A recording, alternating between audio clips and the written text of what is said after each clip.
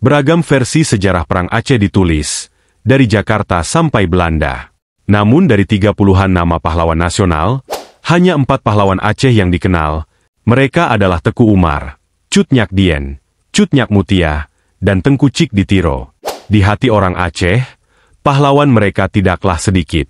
Terkait persoalan ini, Belanda telah memberikan nama-nama yang pernah membuat pasukan mereka harus berjuang mati-matian untuk menaklukkan Aceh sejak dari 21 Maret 1873 sampai tahun 1942.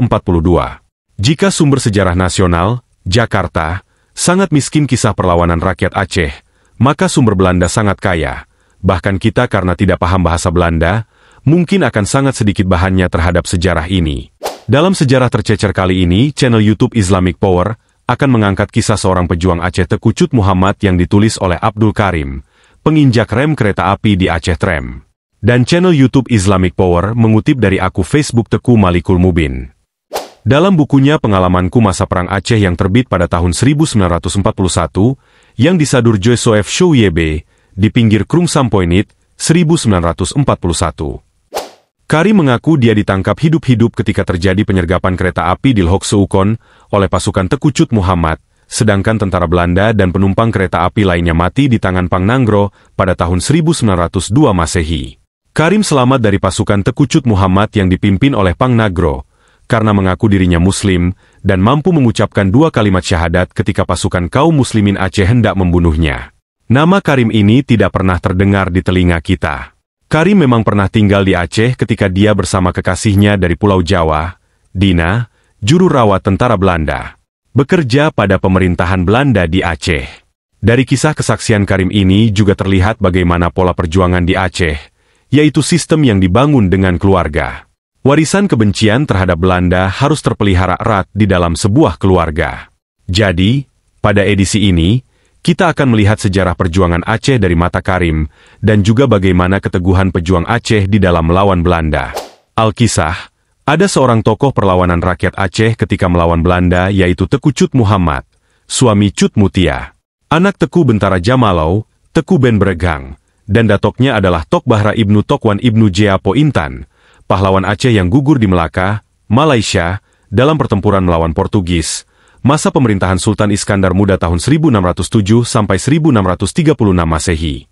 Disebutkan di dalam sejarah bahwa Teku Cut Muhammad bersama guru dan teman seperjuangannya seperti Tengku Cik di Lapang, Tengku Cik Arakemudi, Tengku Cik Lok Uncin, dan Tengku Cik Payabakong, TGK Cik di Barat, Pang Nanggro, Tengku Ben Daud dan istrinya Cut Mutia adalah mujahid yang terkenal dan disegani oleh Belanda.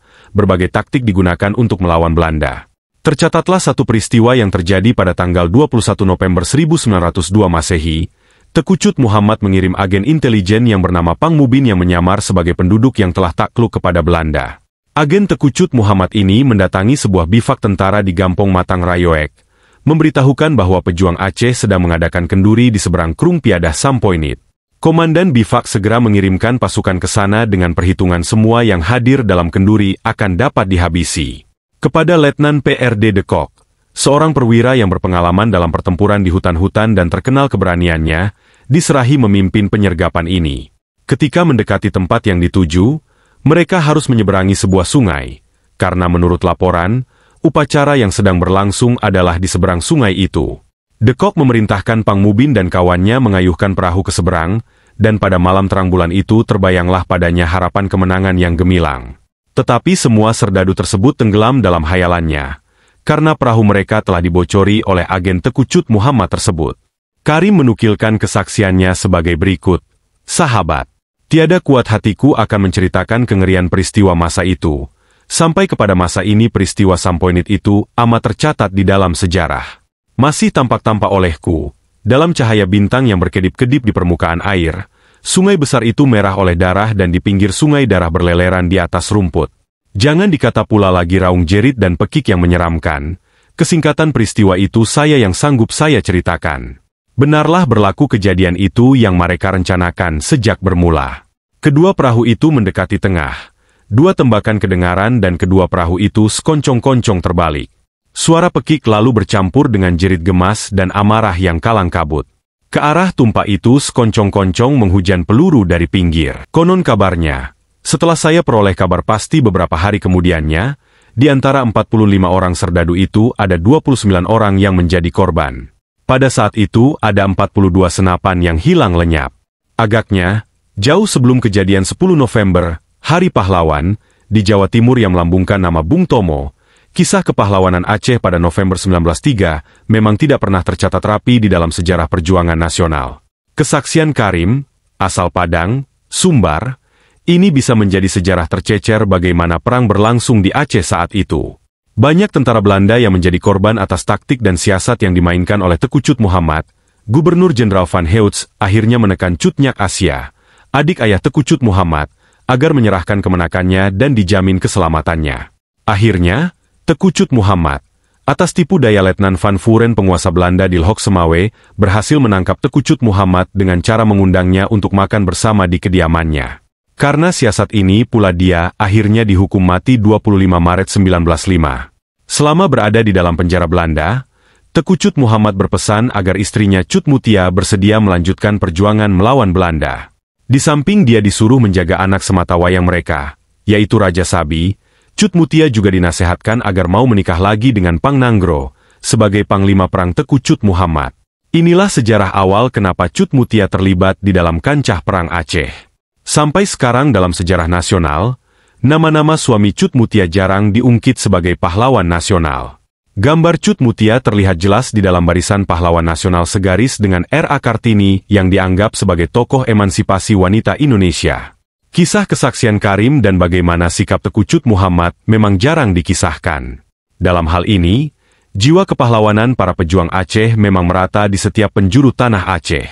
Jadi, kita tidak sepatutnya hanya mengatakan bahwa pejuang Aceh hanya berasal dari kawasan tertentu, lalu karena ada gelar kampung tersebut, kita menganggapnya pahlawan hingga sekarang. Perjuangan rakyat Aceh dulu adalah perjuangan kerakyatan. Artinya, kendali perang bukan dari istana atau bahkan dari luar negeri.